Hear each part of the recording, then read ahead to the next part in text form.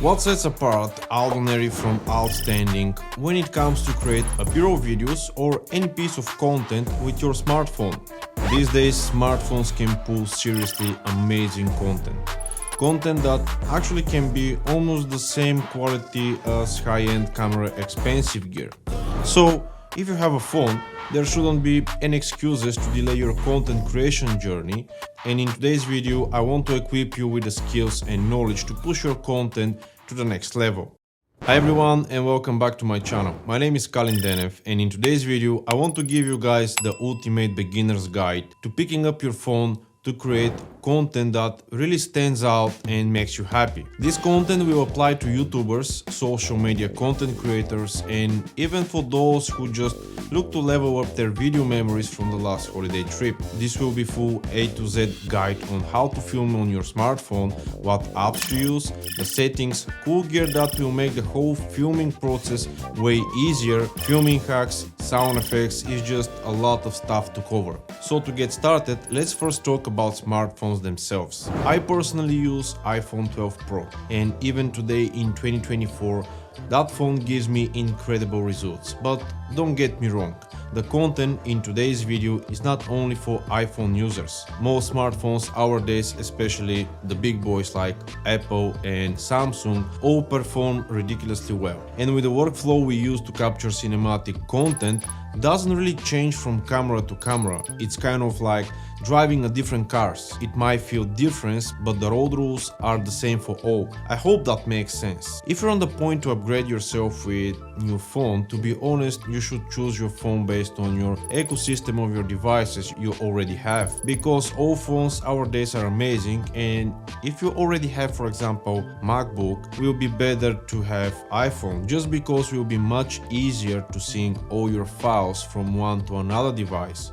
Now that we talk about phones, next up let's talk about apps. And here's the big question. The question is, do you really need a third-party app to create awesome content? The answer is, of course not. But third-party app can help in many situations and give you a menu control over the settings like focus, shutter speed, ISO, white balance, and so on.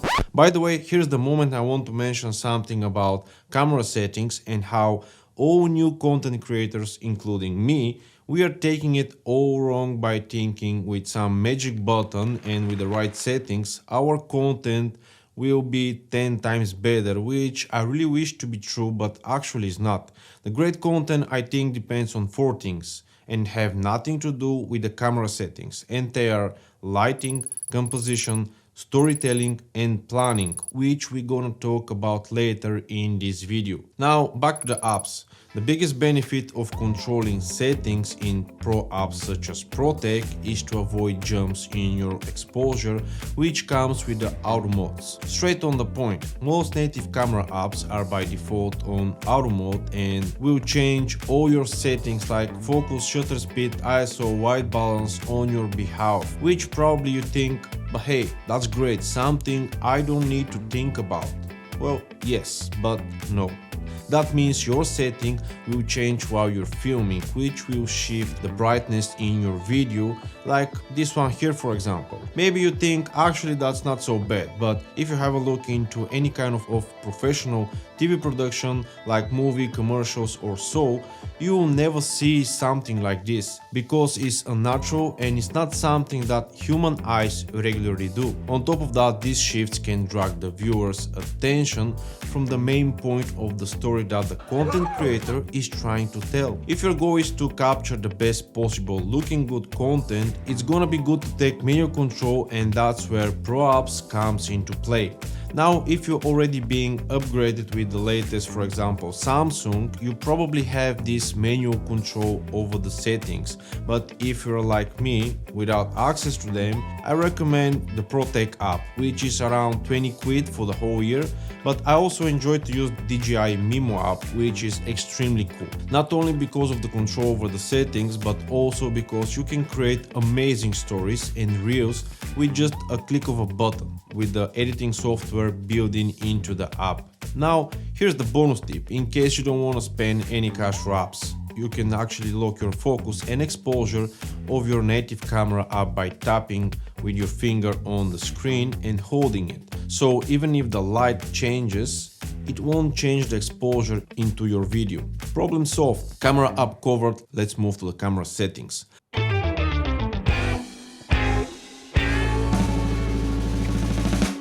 ProTake, as I said, allows to control the important settings that impact the most our video, and they are resolution, frame rate, shutter speed, ISO, and white balance. YouTube is full of single videos for each of those settings, but we're gonna be a bit more brief here. So, resolution. Video resolution is the number of pixels contained in each frame. Video resolution dictates the amount of details in your video or how realistic and clear the video will appear.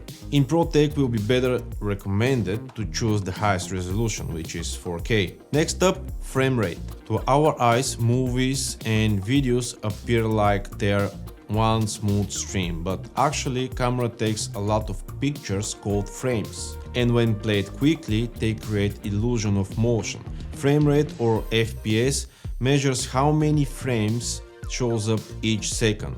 The standard for movies and TV shows is 24 frames per second. If the FPS drops below 24, we start noticing gaps between the frames. So it's best to record most of your regular content at 24 FPS. For slow motion videos, you can increase the frame rate to 60, 120 or even to 40 FPS. This captures more details and allows you to slow the video down without gaps between the frames. Moving forward with the shutter speed. When you're recording video, shutter speed is how long each frame is exposed to light. Usually shows as fraction of a second. It's important for controlling motion blur in our videos. Ideally, your shutter speed should be double your frame rate. So if you're filming at 24 frames per second, your shutter speed should be 1/48 of a second. In ProTake, you can adjust this by tapping on the shutter and selecting the speed you want. There are presets options like 1/100, 1/50 and 1/25. Or you can use the dial to choose the exact speed you need. If you find yourself outside with these settings and things look off, it's likely because of the lighting. You can fix this by increasing the shutter speed, which reduces the light hitting the camera sensor and corrects the exposure, but it sacrifices the motion blur. The 2x rule helps maintain the natural motion blur, and when we're increasing the shutter speed, we will reduce the motion blur, which is not how we regularly see things. However, you can use ND filters to maintain the 2x rule without losing motion blur. ND filters act basically like sunglasses for your camera, reducing the amount of light, allowing you to keep the desired shutter speed while maintaining the motion blur. My go-to filters are, all of them are basically from KNF Concept for their balance of price and quality. Links will be provided down in the description for more information if you want to check them out. Okay, moving down to the ISO. ISO sensitivity is standard set by International Organization for Standardization, ISO, that represents sensitivity to light as numerical value. A higher number indicates a higher sensitivity and greater ability to capture light. I don't understand. If that doesn't make any sense to you, just like it doesn't make sense to me, think of ISO as digital tool to increase the brightness to your video in low light situation. However, there is a trade-off. Increasing the ISO too much adds digital noise and decreases the footage quality. So try to keep your ISO as low as possible and only increase when it's absolutely necessary. Personally, I try to keep my ISO not more than 400. Next up, white balance. White balance refers to the color temperature in which white objects appears truly white. However, it's not only about the white. All colors in your shots depends on how you're gonna set your white balance. That's why photographers and video makers carefully consider white balance for every scene, from lighting to post-production. In my opinion, there is no perfect white balance settings because everything changes from scene to scene. While the auto balance option on your phone can be helpful, Shift can still occur during filming as the phone makes decisions for us. To avoid these shifts and give your video a little bit more professional look, tap on the white balance in ProTake app and then select Rec Lock before recording. Now that we are still on the phone settings, I want to mention something about cameras themselves. Most modern phones have more than one camera lens, and they're ultra-wide, standard and zoom lens. I guess you probably already noticed, but just in case you didn't, you should know that not all of them are built with the same quality. Usually the standard lens will give you the most high quality footage, and this is because they have larger sensor for better overall video and photo quality, wider aperture allowing more light to hit the sensor for better performance in low light situations, and better stabilization for smoother footage while you're on a move. Usually a wide angle lens is pretty handy if you record in tight spaces and you have no other choice and you can't step back a bit more to capture everything you want. For the sake of your story, you can switch to ultra wide lens and decrease a bit your quality of your video. I found that ultra wide lens will do a great job if you record outdoors due to the plenty of light. So if you switch, make sure you have enough light that will hit your camera, which is bringing us to the most important factor when it's down to image quality. And this is lighting. Yes, it's not some magic button, but it's just pure light. With proper lighting, even someone with a bit more experience can make a video recorded with smartphone look far better than someone without experience but with expensive gear and no lighting. So your first step towards better videos should be to plan for your lighting in your shots. You can find amazing and a lot of softbox lighting kits in Amazon, ranging from around 20-30 to 1,000-4,000 pounds. I personally use a very cheap one, but still does the job for me. However, lighting is only half of the equation here. The other half is to diffuse this light. There are two types of lighting: hard light and soft light. Hard light is harsh and is not ideal for our purposes. That's why I've mentioned softbox lighting kits, as they come with diffusers to soften the light. But since we are talking about smartphone content creation, we won't always have a softbox back in our pockets. Instead of filming in the middle of the room while having just the ceiling light, which is absolutely ugly yellow light, try positioning yourself or your subject next to a window for natural soft light, which can significantly improve your video quality. When filming outdoors, avoid shooting in the middle of the day when the sun is high and harsh. Instead, film in the golden hours at sunset or sunrise when the sun is low, and this is greatly improve your video quality. A bonus tip for filming outdoors during golden hours is to create a shot list and prepare a small piece of script to maximize your time and efficiency out there, because at the end of the day you're gonna have probably maximum not more than 2 hours, and you want to create everything and to shoot and record everything you need. Without a plan, you forgot! That won't be achievable 100%. Finally, if your video still doesn't look great, before invest in new equipment, consider lighting first. Even the most expensive camera won't be able to improve your video without proper lighting. Right after the lighting, let's jump straight to composition and planning.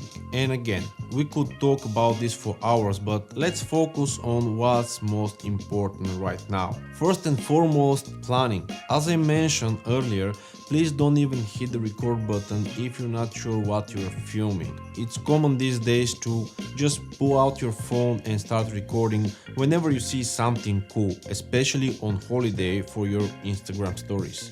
Well, there is nothing wrong with this if you're aiming to capture cinematic footage and plan to edit it together. This approach won't bring you any great results. Filming randomly without a plan means you lack define a subject in your videos, and every content basically needs subject to look a little bit more professional and, most important, engaging. For example, let's say you want to film your morning coffee. Following natural instincts, most people, including myself a few months ago, I will just start recording randomly, panning left to the right and back, trying to capture everything in one long clip. But think about Hollywood movies, especially Marvel movies. They plan and cast multiple separate movies before to release the first Avengers. This takes years of planning. Similarly, even on a smaller scales, they don't try to capture everything in one long clip, but in multiple short clips that they edit together. Each short clip is specifically made to make sense when put together in sequence. Now back to filming your morning coffee. What experienced filmmakers will do is to pick up specific subject combined with movement to highlight the subject. That's the secret, that's all about. They repeat this process over and over again for each subject and adding movement to create engagement. The biggest difference here isn't about the gear, it's about the amount of planning involved. Years of planning to create a single movie. Imagine if you add just 1% into your next content.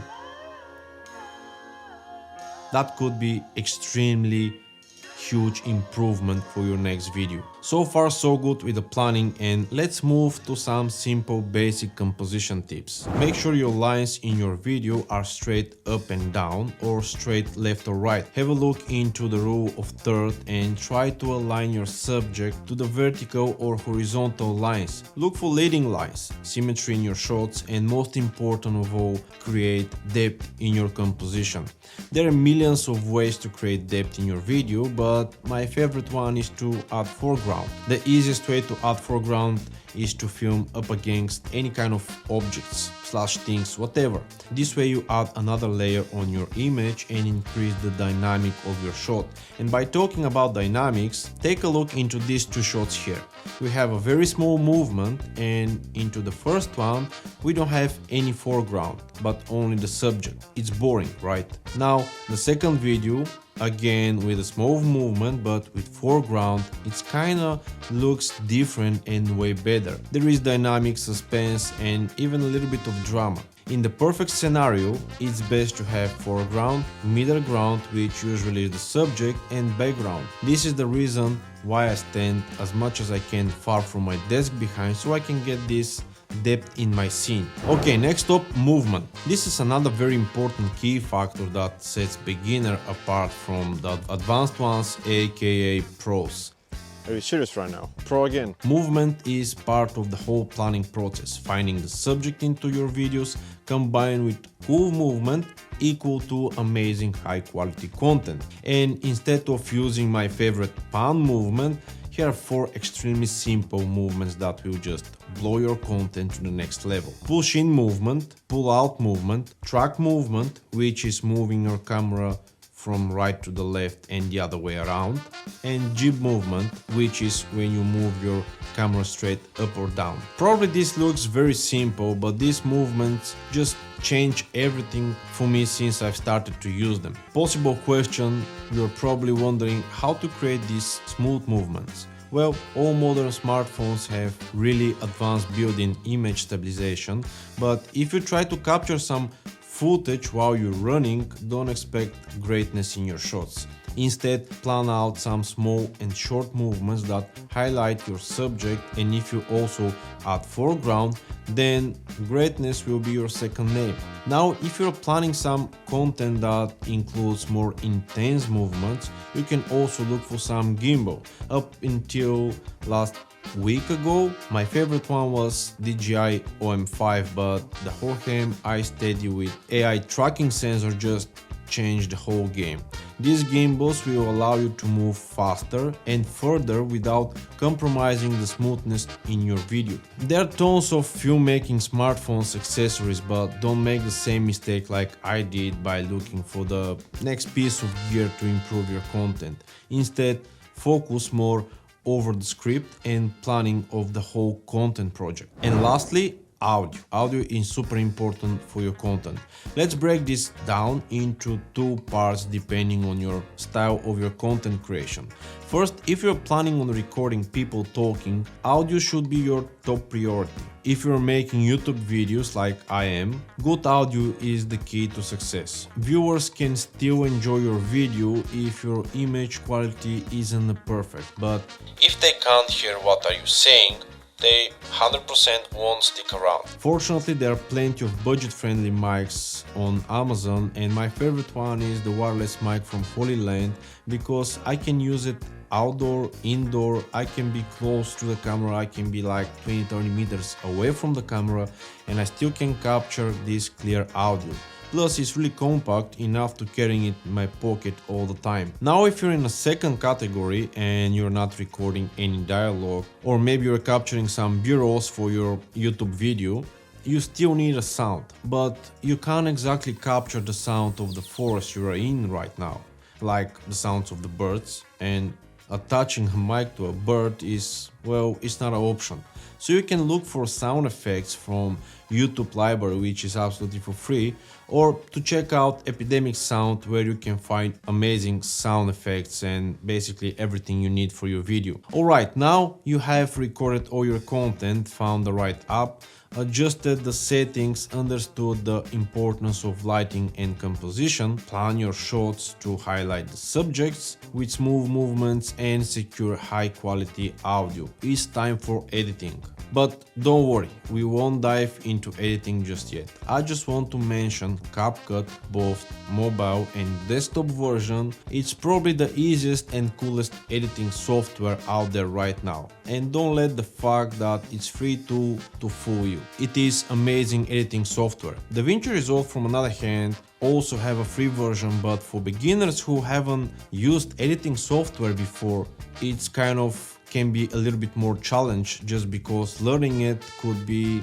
actually way harder than CapCut, because if you take a look into DaVinci Resolve, which is this one, you can see the interface is way more complicated compared to CapCut desktop version, which is so much easier and simpler. So that's everything from me today. I truly believe that if you follow and focus on everything we have covered today, you can easily double the quality of your content. My name is Kalin Denev, and I will see you in my next video. Don't forget to like and subscribe for my channel for more tips and tricks. Bye bye for now and happy recording.